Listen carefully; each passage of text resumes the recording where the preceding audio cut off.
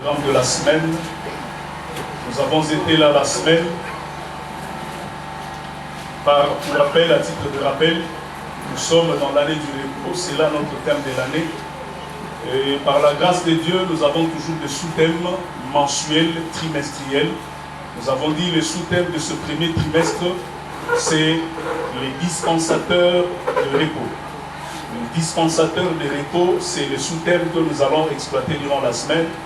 Que Dieu te bénisse pour ta présence, que Dieu te bénisse pour ton œuvre ce matin. Et nous allons parler des dispensateurs de repos. J'avais parlé des dispensateurs en disant qui est un dispensateur, c'est celui qui distribue, qui dispense. Un dispensateur, c'est un répartiteur. Un répartiteur, c'est quelqu'un qui répartit les choses qu'on lui a données. C'est un répartiteur, c'est un distributeur. C'est celui qu'on appelle un dispensateur. Dans les livres d'un Corinthien, chapitre 4, versets 1 à 2, nous allons lire ces textes de base de ces s'élever, nous allons acclamer le Seigneur. C'est notre pasteur de la mission évangélique, quand il dit pour nous, il est au milieu de nous. Gloire à Dieu, merci. Aux chrétiens de Corinthe, il leur dit qu'on vous regarde. Tous, lorsqu'on vous regarde, qu'on trouve en vous un dispensateur des mystères de Dieu. Nous avons dit pour nous le grand mystère de Dieu, c'est-à-dire ce qui doit être révélé, qui était caché. Pour nous, le grand mystère de Dieu, c'est le repos cette année. C'est ça, ces grands mystères que nous allons découvrir, palper durant l'année. Et Paul dit, il doit être un dispensateur. Dieu passe par ce que Dieu faisait depuis le répartiteur. C'est ce que l'Éternel veut pour nous, dispensateur de repos. Et durant la semaine, j'ai parlé d'un sous-thème. Depuis le mardi, j'ai parlé de Josué, le dispensateur de repos pour Israël. Je vais clôturer ce sous-thème aujourd'hui. Josué, le dispensateur de repos pour Israël. Josué a été le dispensateur, l'un des grands dispensateurs de repos pour Israël. Israël a pu connaître le repos au travers de cet homme. Nous avons étudié quelques éléments de Josué que nous allons clôturer aujourd'hui. Nous avons parlé de deuxième élément en ce qui concerne la vie de Josué comme dispensateur de repos d'Israël. Dieu a le repos avec lui au ciel. Il doit donner ses repos. Mais il a des envoyés. Il a ces personnes dont que l'Éternel veut utiliser pour amener ses repos dans la famille que l'Éternel a ciblée, dans le pays que l'Éternel a ciblé, dans ce groupe d'individus que Dieu a ciblé. Pour que le repos vienne, il faut que cela passe par une personne. Dieu utilise une personne. Dieu passe par un frère, par une soeur. L'Éternel est en train d'élever la voix pour dire aujourd'hui a dispensé à un moment donné le repos à Israël. Mais l'Éternel cherchait un homme. Quand il est parti chez Esaïe, Esaïe a dit, je ne saurais pas faire ce travail. Moi, je ne peux pas, je ne saurais pas amener les repos à mon peuple. Je ne saurais pas procurer les repos à mon peuple. J'ai un problème. Ma langue n'est pas transformée. Je suis porteur d'iniquité. Je ne saurais pas faire ce travail. La Bible dit, et l'Éternel utilisa un ange. Au travers d'une pincette, l'ange a pris un charbon à l'autel céleste. Il est venu avec ses charbons. Il a fait passer les charbons aux lèvres d'Isaïe. En disant, je t'enlève ton iniquité. Après avoir ôté l'iniquité à Esaïe, Dieu a élevé la voix pour dire, qui enverrai-je? Esaïe n'a plus hésité, il a dit, mais voici, envoie-moi. Je peux maintenant être un dispensateur de repos. Esaïe a accepté la mission. Dieu passe toujours par un homme. Je veux que tu sois cette personne que l'Éternel va utiliser pour nous amener le repos. Alléluia. Dieu veut te former. Mais nous allons étudier ceux qui ont amené le repos. Ceux qui ont été utilisés comme dispensateurs, distributeurs, répartiteurs de repos. Ceux dispensateurs. Nous avons dit avec Josué au premier point. Nous avons pris Exode 17, 9 à 10. Et le verset 13 à 14.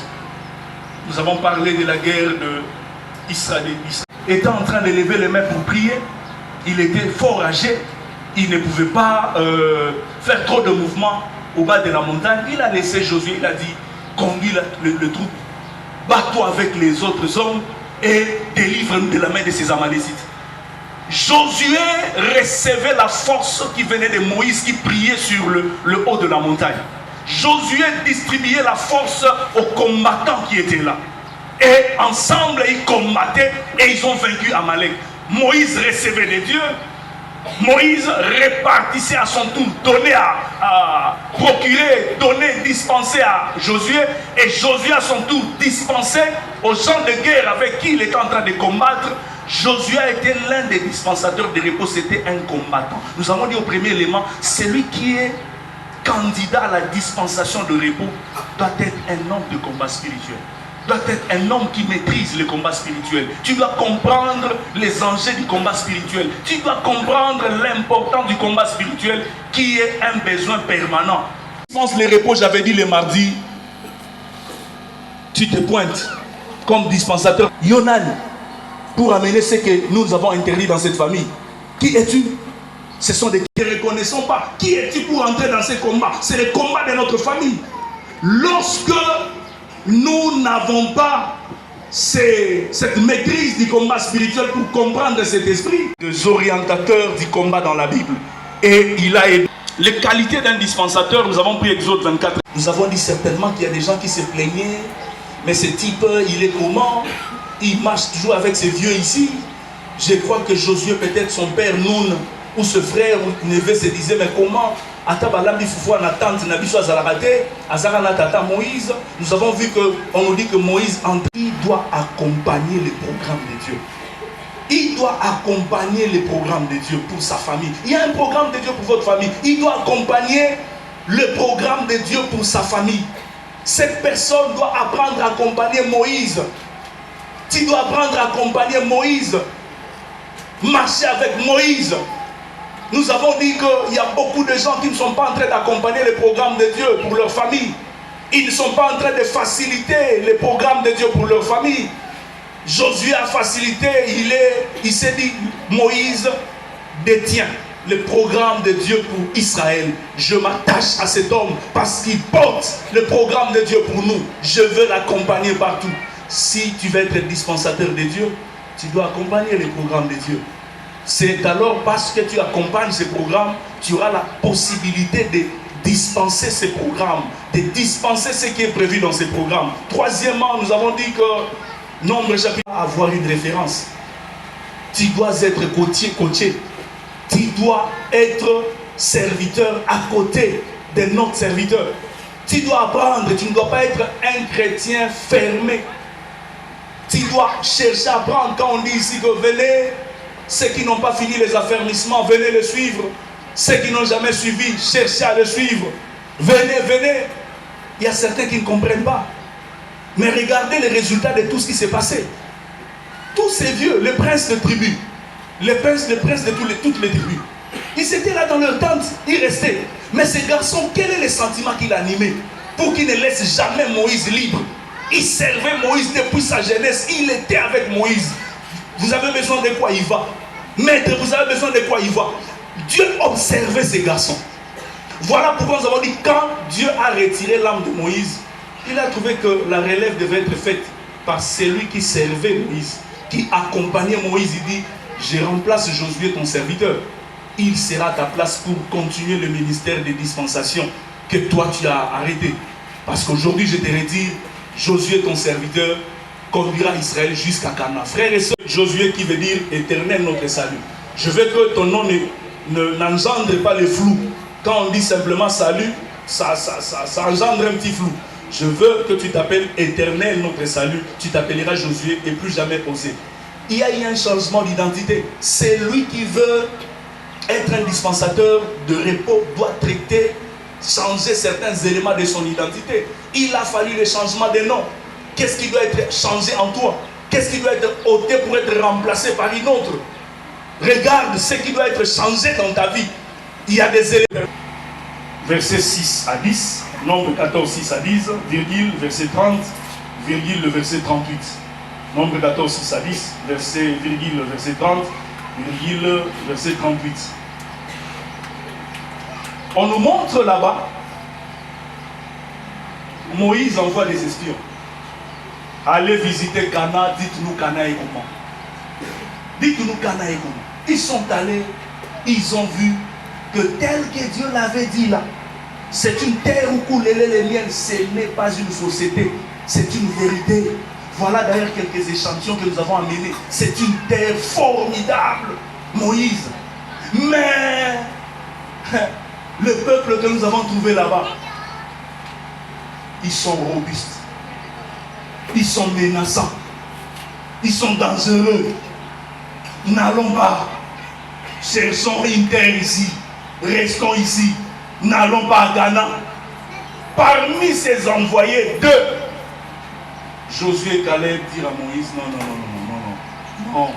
C'est vrai que nous avons trouvé ces peuples robustes, dangereux, menaçants. Mais non, Dieu nous avait dit qu'il nous a donné la terre de Canaan. Comment pouvons nous arrêter ici? Moïse, non, nous devons entrer. Ne suis pas nos collègues avec qui nous étions en mission. Et Caleb qui ont encouragé le peuple à prendre possession du pays. Frères et sœurs, un dispensateur de repos, c'est une personne qui sait comment encourager le peuple à entrer en possession de ce territoire. C'est une personne qui sait encourager son peuple à prendre possession de son territoire. Frères et sœurs, un dispensateur de repos n'est pas un agent de découragement. Il sait encourager le peuple, fortifier le peuple d'atteindre son territoire de repos. Ces orientations viennent par l'Esprit de Dieu. Voilà ce que tu vas faire. Voilà la prière que tu feras. Voilà c'est à telle heure que tu te lèveras. Voilà ce que tu diras aux autres.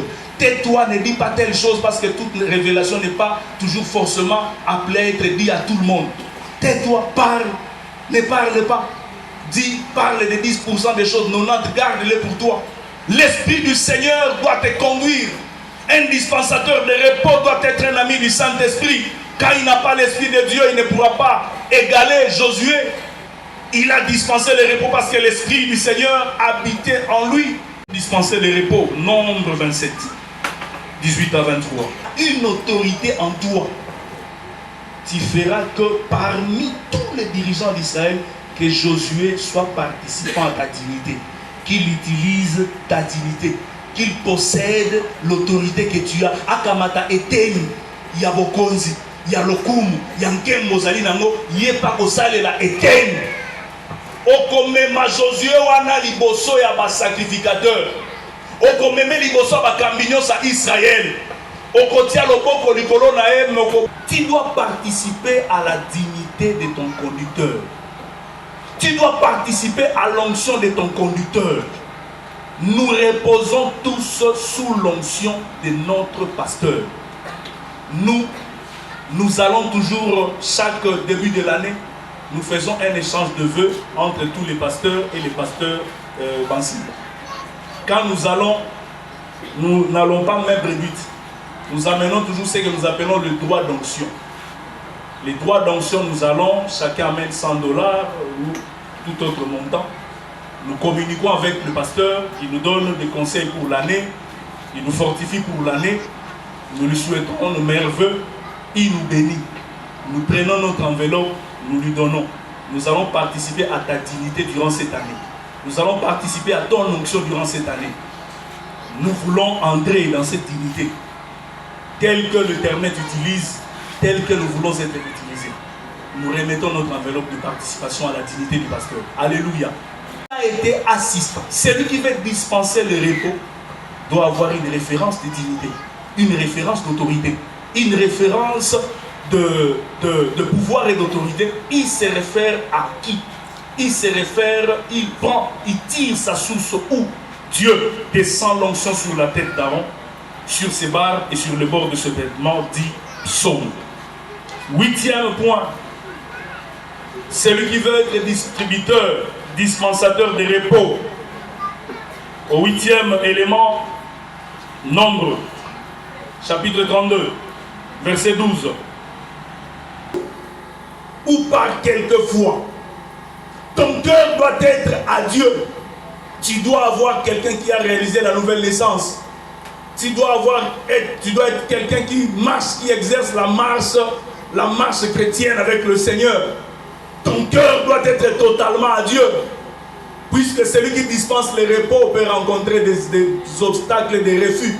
Moïse est venu pour dispenser le repos à un peuple qui a fait 430 ans d'esclavagisme.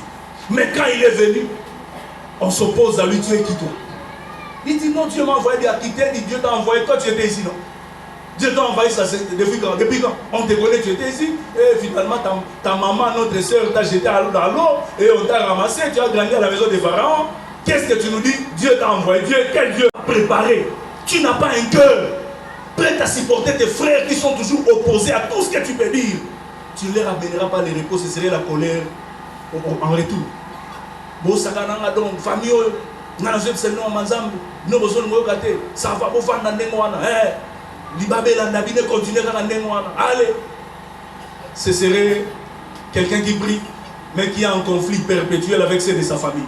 Ils s'insultent, ils ne se parlent pas, mais ils habitent dans une même maison, ils sont dans une même famille. Pourquoi? Parce que les autres ne comprennent pas. Et quand tu suis, tu n'as pas un cœur grand à supporter, tu es là à la colère. Tu te mets en colère facilement. Tu risques d'arriver, de ne pas arriver à ton Canaan. Moïse a conduit, mais il n'est pas entré à Canaan. Tu risqueras de ne pas arriver à Canaan. Le peuple va te pousser au bord du chemin. Comme ils sont in Asuka. Bandekonanga penza, na baye, na commencé na tali ba on a kikanda. Porte fongon ba demo ba koti. Mais mon temps ma répondre la famille ba demo ba koti déjà on m'a répondre ngeni. Nyonso bazoti nige na kanda. Attention avec les gens qui sont dans ta famille. Attention à toutes ces personnes à qui tu dois amener les repos. Ils peuvent constituer une pierre d'achoppement comme Israël a été pour Moïse. 9e point. Rempli de l'esprit de sagesse. Rempli de l'esprit de sagesse. Tu ne sauras pas dispenser le repos si l'esprit de sagesse ne t'habite pas. Esprit de sagesse. Il y a beaucoup de dossiers qui demandent beaucoup de sagesse. Si l'esprit de sagesse ne nous habitait pas, je n'aurais pas conduit ce navire jusqu'aujourd'hui et que ces navires de l'église subsistent. Il fallait certaines choses faire comme si vous n'avez pas écouté. Il fallait écouter et agir au moins opportun. Il fallait ne pas avoir un cœur chaud à agir parfois devant certaines choses.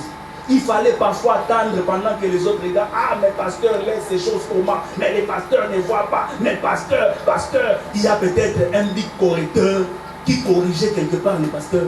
Mais l'esprit de sagesse poussait les pasteurs à ne pas agir à ce moment-là. De laisser jusqu'à un moment donné. L'esprit de sagesse. Alléluia. Tu peux ne pas comprendre pourquoi pasteur n'a pas parlé. Ce n'est pas la logique qui conduit l'église. Alléluia. Ce n'est pas ton Saint-Esprit qui conduit l'église. Il y a un esprit de sagesse qui doit habiter celui qui conduit les gens. Il y a un esprit, l'esprit de sagesse qui doit habiter tout celui qui est appelé à dispenser le repos. Il doit apporter en lui l'esprit de sagesse pour discerner certaines choses à faire. Faire ou ne pas faire. Attendre quand. Ça paraît comme si le dispensateur c'est que chacun soit trouvé fidèle. On ne demande pas des choses au dispensateur. On demande une seule chose au dispensateur. C'est qu'on te demande, toi qui dois dispenser, donner le mystère de Dieu, donner le repos. On veut qu'on te trouve fidèle dans le travail que tu fais. Sois trouvé fidèle dans tes engagements. Sois trouvé fidèle dans ton ministère. Sois trouvé fidèle dans ton service pour Dieu. Sois trouvé fidèle dans tes vœux. Sois trouvé fidèle dans tout ce que tu fais. C'est ça, la seule chose que Dieu te demande au travers Paul qui écrit au